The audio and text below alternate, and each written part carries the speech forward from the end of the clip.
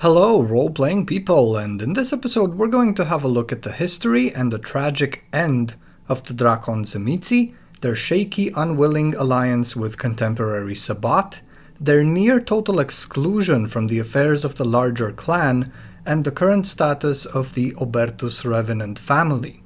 This entire line begins with the Dracon, the eldest's favorite child and, according to some, the keeper of whatever remains of the eldest's humanity. It is said the eldest truly loved the Dracon like a father loves his child, and even allowed him a choice when it came to the embrace. Subsequently, after his destruction at the hands of the salubri Symeon, the eldest simply grew or reformed inside of the Dracon like a fetus in the womb. After physically giving birth to his own sire, the Cypriot fiend entrusts his offspring to Yorak in the Old Country during a very brief visit to those lands, throughout which he feels a malign influence residing in that place, probably Kupala. The reason this is an important mention is because at this point in the timeline, the Dracon is still on reasonable terms with his Carpathian brethren. He delivers the eldest in embryo form to Yorak without issue, but as a result of this visit, he is appalled and completely rejects Koldunic practices, quickly returning to Cyprus and drowning this entire very traumatic experience in extensive occult studies. In 152 AD, the Toreador Michael encounters the Dracon in Cyprus, and the two become lovers. The fiend relocates to Rome and is swept in a turbulent love triangle, which also includes the Ventru Antonius. By 312, they call themselves the Triumvirate, and in 326 they move to Constantinople.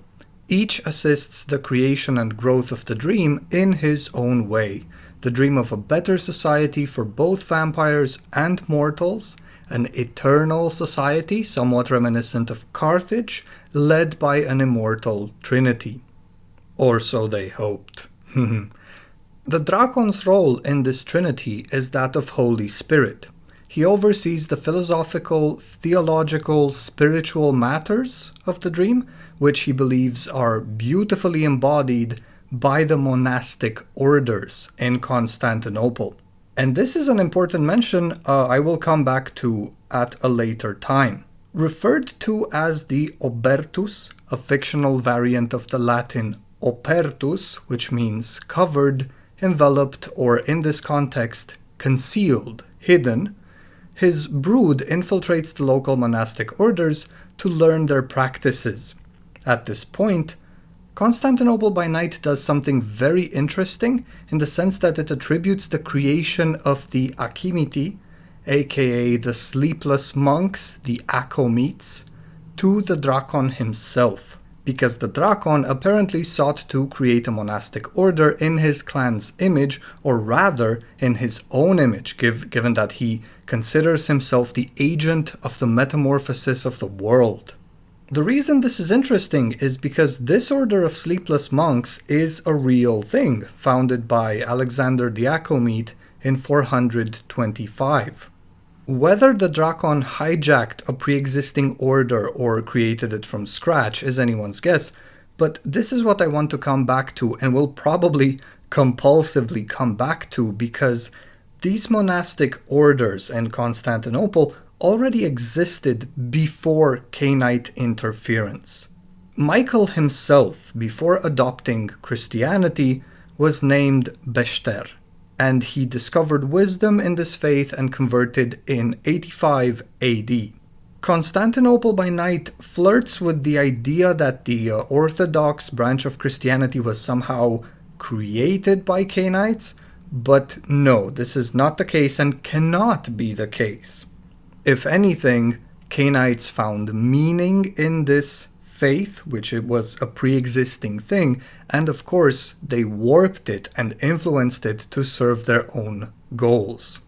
But I digress. So the Akomete order celebrates divine services day and night without rest, which is why they're called the Sleepless Ones. In pursuit of enlightenment and deification, You do not take breaks. You do not rest. You partake in the works of the Lord and engage in ascetic practices. So the next thing that is of interest here is the concept of divinity within. Whether the Dracon hijacked this monastic order or not, he definitely hijacked the Eastern Christian idea of theosis and engaged with it in pursuit of metamorphosis. Again, a short critical note, if you will allow. The book would have us believe that the Dracon was a proponent of monophysitism, while Michael would have been a proponent of Chalcedonian diophysitism. Things need to be like this in order for Michael to have the dominant view and to justify some historical characters who are mentioned in Constantinople by Night and who are under the sway of these Cainites. But no.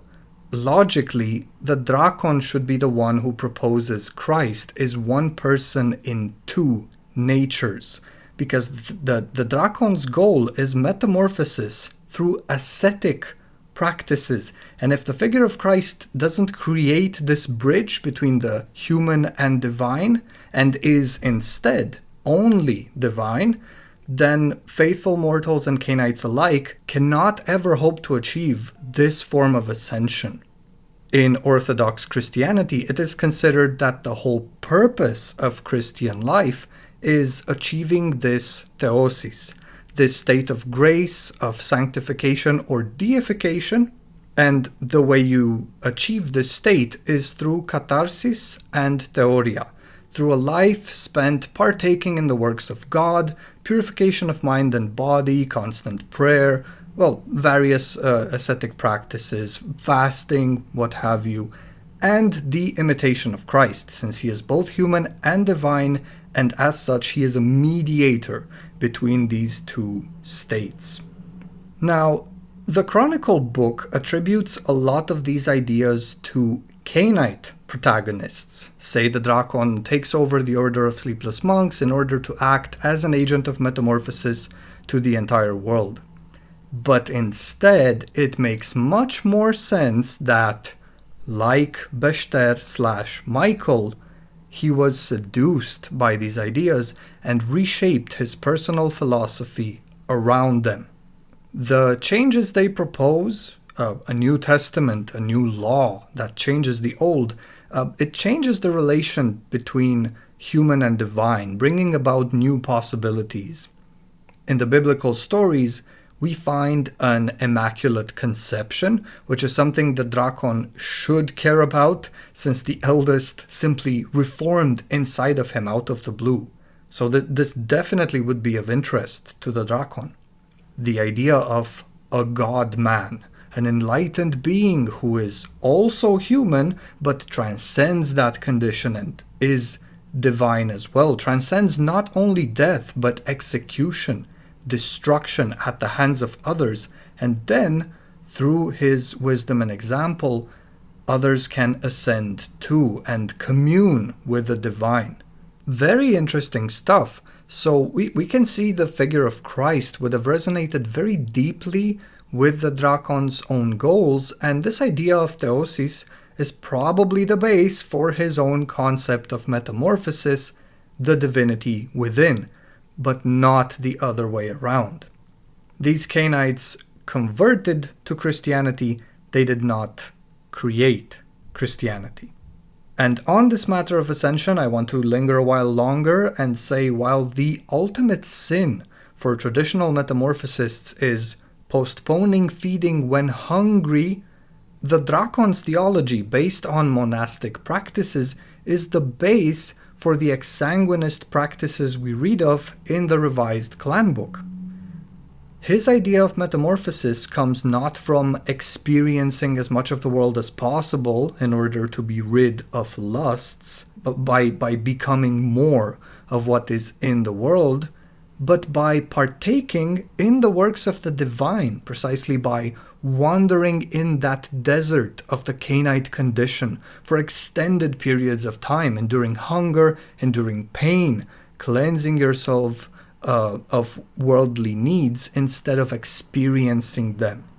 The Dracon undoubtedly truly reforms the idea of metamorphosis for future generations of fiends, offering an alternative to traditional practices, but as we are about to see, he himself will not be able to transcend his own tempestuous nature. We'll get to that soon. For now, under his guidance, the monks are not only seekers of divinity within, but also keepers of very valuable worldly knowledge, given that they copy scrolls from the Library of Alexandria and hoard their own records in their Library of the Forgotten. While the Dracon is pursuing these things, over the centuries, the rivalry between him and the Ventru Antonius amplifies to very destructive levels, with the Dracon supposedly being responsible for the Justinian plague, while Antonius makes use of his political power to oppress and deny the Obertus order its chance to grow properly. So they are working against each other here.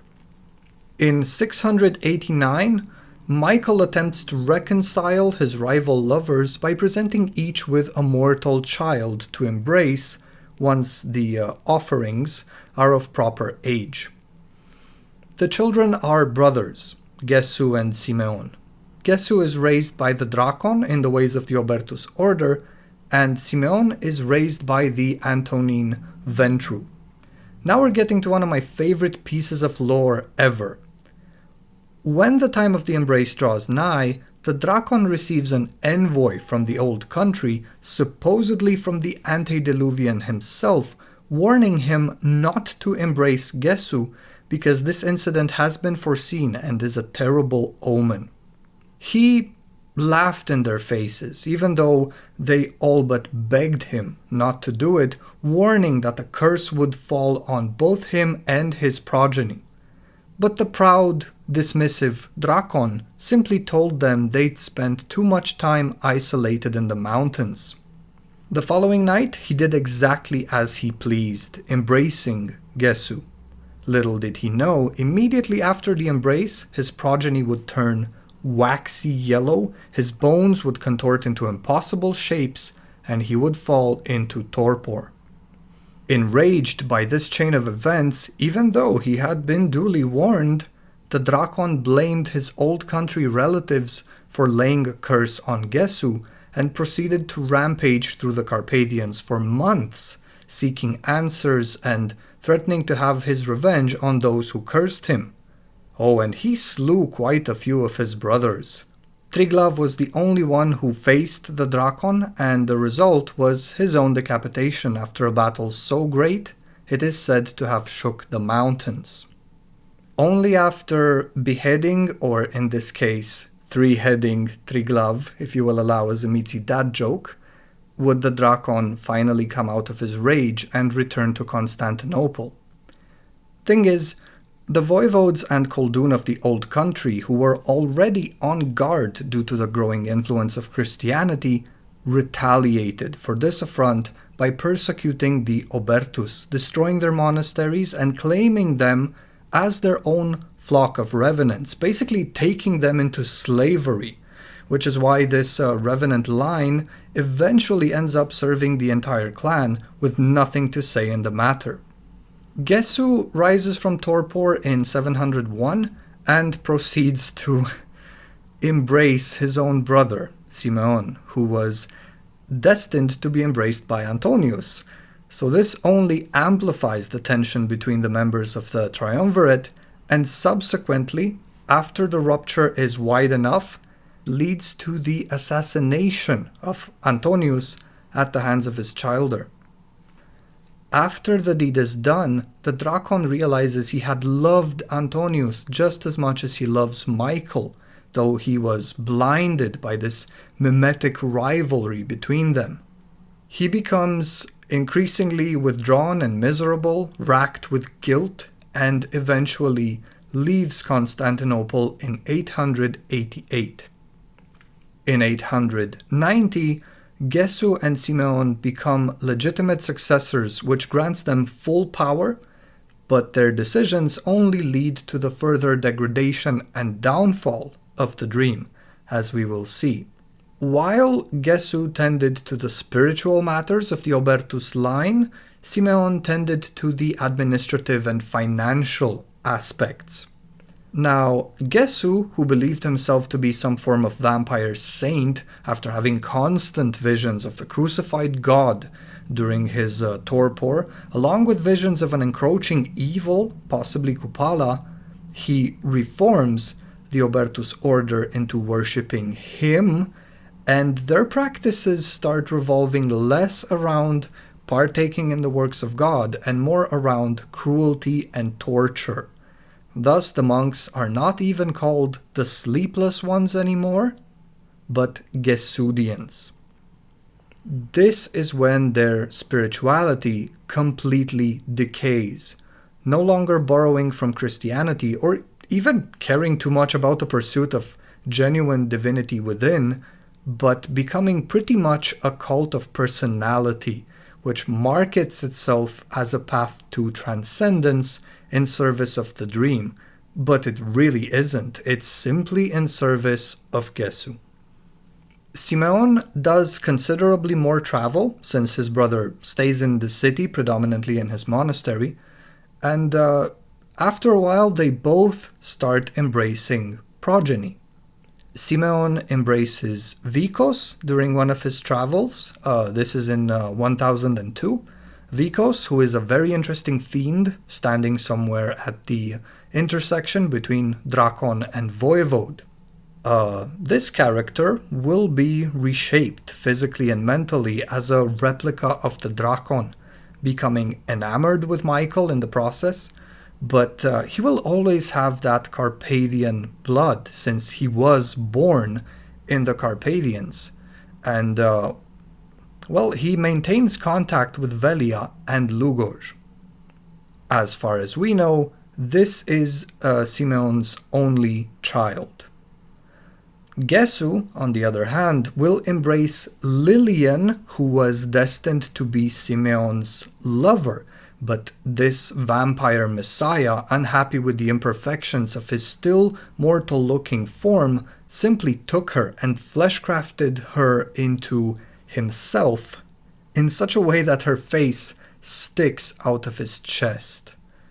Something Symeon always resented him for, deeply, but ultimately did nothing about because of the blood bond, because this is his sire we're talking about.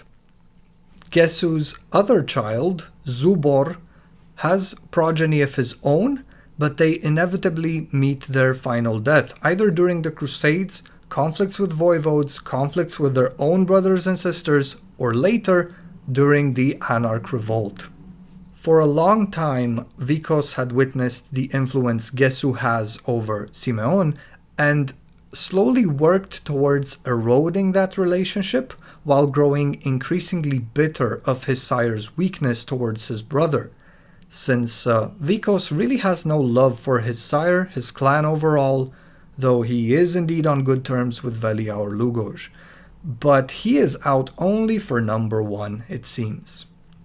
The sacking of Constantinople in 1204 sees Gesu destroyed in the fires of his own monastery, along with a lot of his reclusive childer, a lot of Obertus revenants, and a considerable amount of knowledge, though the Library of Forgotten is said to have survived, somehow. Forced out of Constantinople after the city's fall, given Vikos's diplomatic relations with the Carpathian fiends, he and Symeon both managed to set up an Obertus foothold in the Old Country and Transylvania, with Symeon subsequently becoming Prince of Oradea and remaining the head of the Obertus, while Micah, whatever you want to call him, manages to create the Obertus buffer state between the Voivodates and the Fiefs of the Black Cross, plus the Hungarian Ventru allied Magdeburg, to the displeasure of Vladimir Rustovich and to Jürgen von Werden's satisfaction. The Obertus, though reclusive and quite cautious after a prolonged period of serious persecution, carefully hidden among the Transylvanian inhabitants and tolerated only as a revenant family, still managed to take monasteries from Oradea to Brashov, so their influence begins to extend deeper into the Old Country. The events described in the Dark Ages Tzimisce clan novel actually begin in an Obertus monastery outside of Brashov in the early 13th century. I won't go into the details, allowing you to properly discover this amazing tale for yourselves, if you will, but it needs to be said at this point, the Dracon longed for death, a death it would never really receive since its essence is forcefully imparted onto Vikos by the eldest. Vikos eventually returns to Constantinople, keeps in contact with his old country allies, and ends up assisting them during the Anarch Revolt. Now, there's a few differences in the chronology that I want to point out because they don't really make sense. The first one is in regard to when Symeon took over the Obertus family in Constantinople alongside his brother Gesu. His wiki page says this happened around 1200, but that makes no sense because it doesn't allow enough time for Gesu to properly reshape the Obertus before being destroyed. In Constantinople by night, shortly after the Dracon's disappearance in 888, the two brothers are given official recognition as successors by the Fifth Council in 890, and they're granted the same responsibilities and status as the Dracon himself had. The second issue is that the wiki says Symeon died in 1550 after having been betrayed and diablerized by Vikos during the Anarch Uprising while he was trying to unify his clan. So Symeon was actually trying to unify the entirety of the Tzimisce.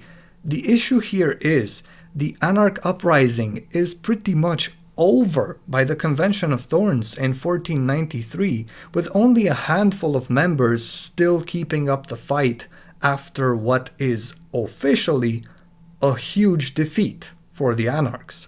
So no, that makes no sense. If Vikos were to betray and diablerize his sire during the uprising proper, it would have to be in the 15th century.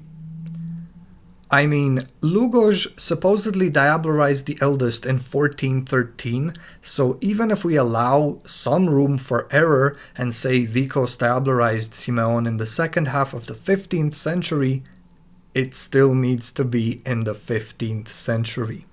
Now, I will not get into Beckett's Jihad Diary because that book really aims to provide interesting scenarios and opportunities storytellers can use at their own tables without it being any form of canon or official version of events. So what happens from here on to the Dracon is entirely your choice, dear listener.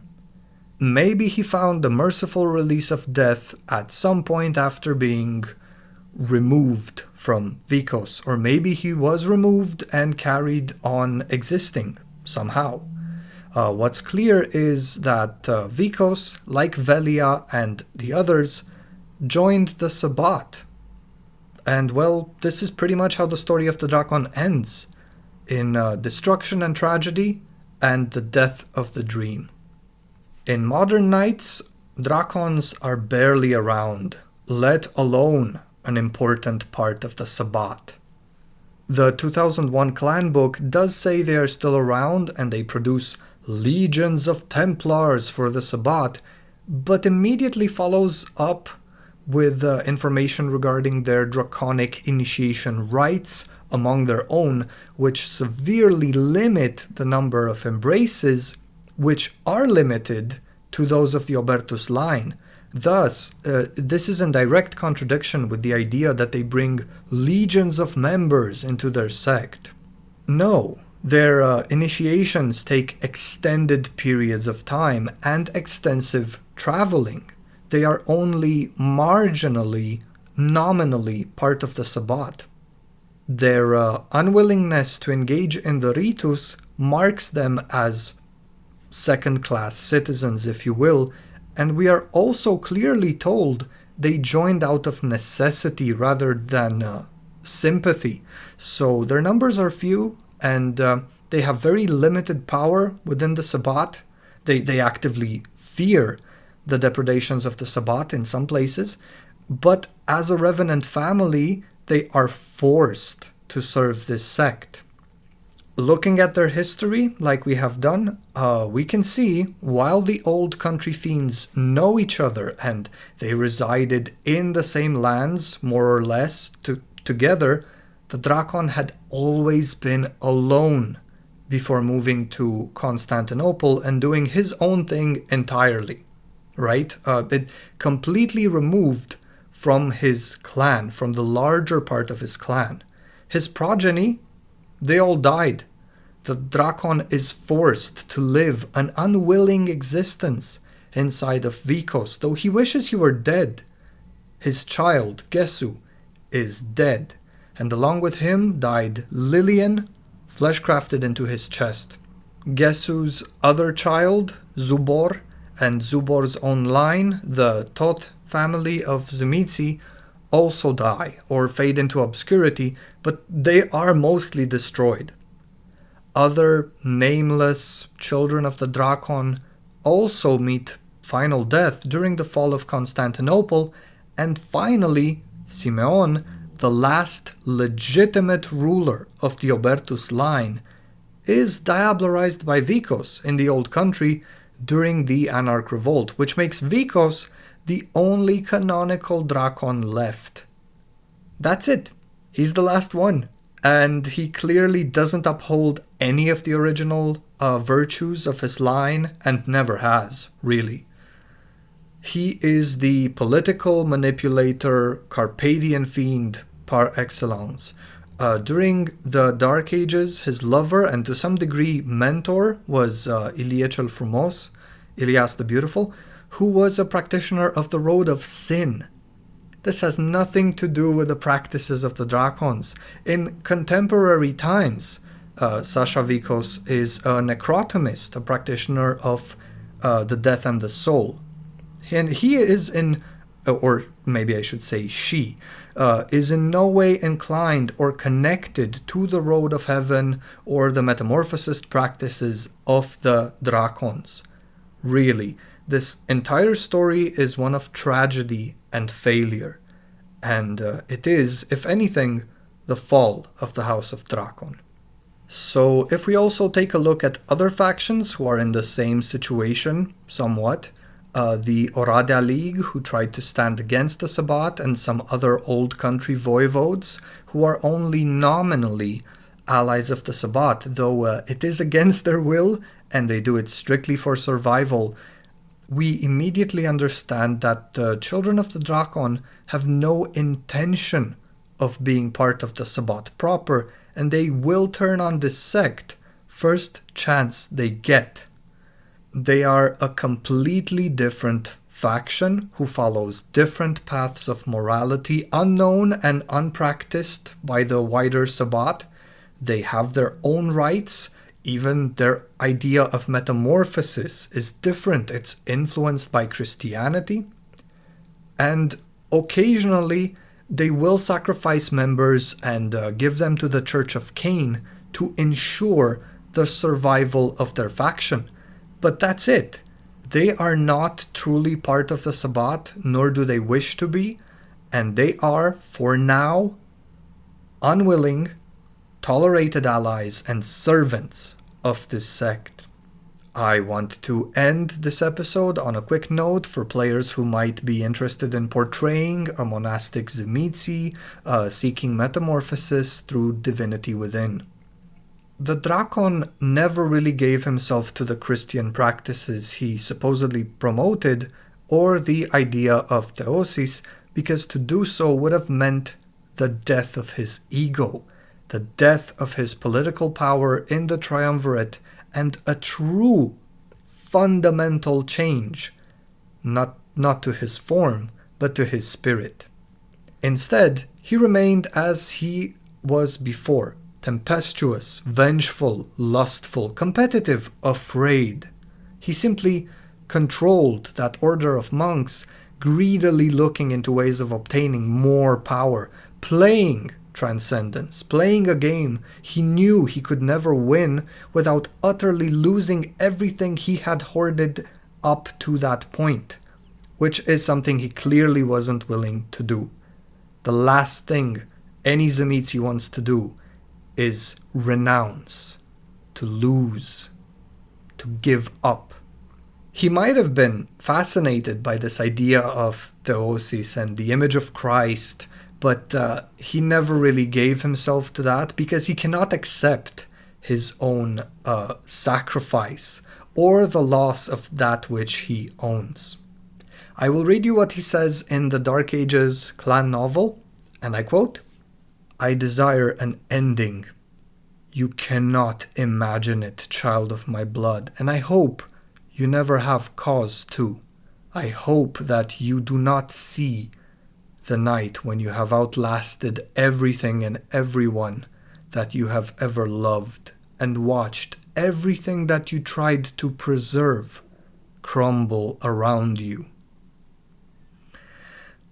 Yes, well, maybe the one thing he actually needed to do, which is something even an ordinary human can do, is to accept that loss and maybe his own sacrifice to a higher ideal that burns outside of him, but forever warms and caresses both the undead flesh and the soul within. The Dracon cares too much about himself to fully give to anything. And in his passive, hopeless desire for an end, he's not even brave enough to take matters into his own hands and end it. Finally end it. Just embrace that sunrise already. So, you see, like most fiends, the Dracon dreams big. But ultimately, he is selfish, greedy, and afraid. So maybe there is some truth to that divinity within, like there is truth to Metamorphosis, or like there is truth to Golconda, things that most vampires don't even know about, let alone engage with. Maybe that divinity isn't at all what Cainites expect it to be. Ascension, worldly power. If it exists, that's for you to find out when you play a Child of the Dracon in pursuit of these mysteries, because this kind of metamorphosis has never been explored in depth. It was merely theorized by the Dracon when he interacted with the Akomite monks, and explored very briefly in Constantinople before a tragic torrent of events, the events I've mentioned in this very episode, swept the sandcastle back into the depths and led to the fall of the House of Dracon. Thank you very much for listening. Take care, have fun, and don't forget to play.